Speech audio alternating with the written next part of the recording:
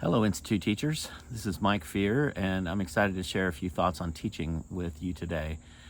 If you look in a big picture, teaching is all about asking and answering questions. President Eyring said that answering and asking questions is at the heart of all teaching and all learning.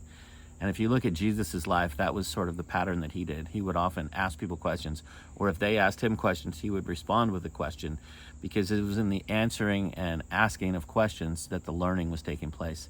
Think about God in the Garden of Eden. What does he, as Adam and Eve eat the fruit, the first thing God does is he comes and asks them a question. Why are you hiding? What have you done? He's asking them, invite them in to the learning process. Now, he may have already known what they were going to say about that, but he was giving them an opportunity to speak and to tell their thoughts about it. And that is just a powerful pattern, I think, from God.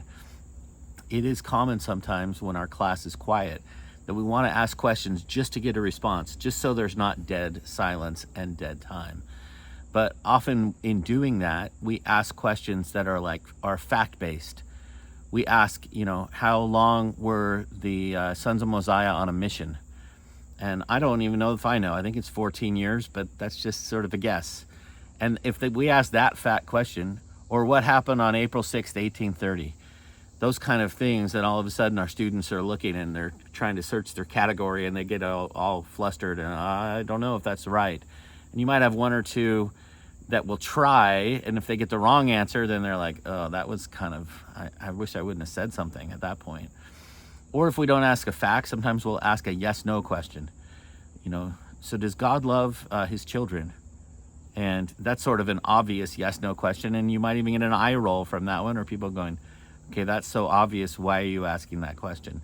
In my experience, those come when I don't have great questions prepared and haven't really thought through my questions. I default to some of those questions.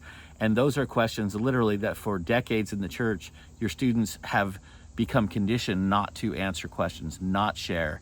And you have the brave kids, one or two in a class, that will speak up and answer all the questions. But that's not really the teaching and learning experience that we're wanting in an institute class. And sometimes we'll move beyond those and we're like, I'm not going to ask those questions. But we will ask what I call fishing questions. We ask a question so they'll give us the exact answer that we want back.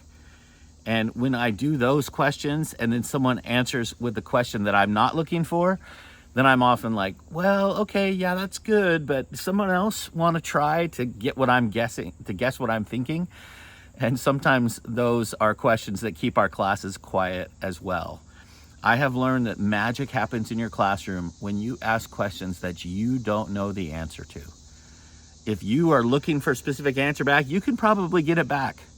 But that, again, is not encouraging the students to share at the level that we'd like them to in an institute class.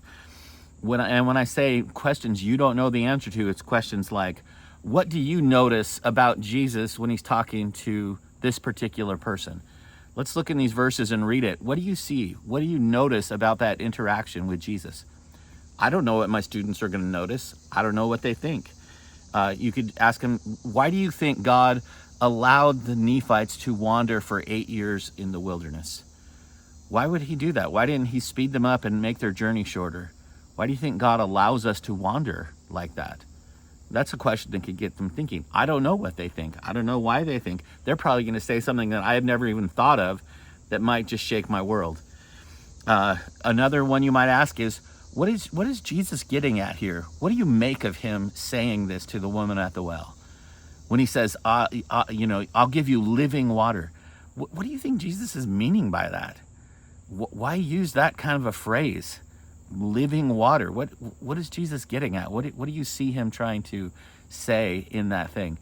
And then just listen to what they say. I have found that listening to my students is one of the greatest skills that I practice. I want to hear what they say. I don't have a lesson going this direction and they have to say the things to move my lesson in this direction. I find when I do that, I stall out the sharing in my class. But when I ask a question I don't know the answer to, a question that gets them thinking, a question that allows them to analyze and think a little bit deeper, and then I listen to and especially write up what they say on the board, I have found that students want to share more, they get excited about it, and their experience is so much better in class because I have not been doing all the talking. They have, and I've been doing the listening.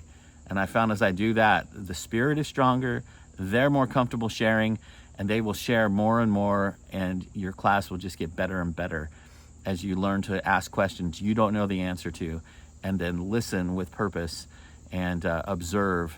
And I hope that helps. Hope you have a great week in teaching. Bye.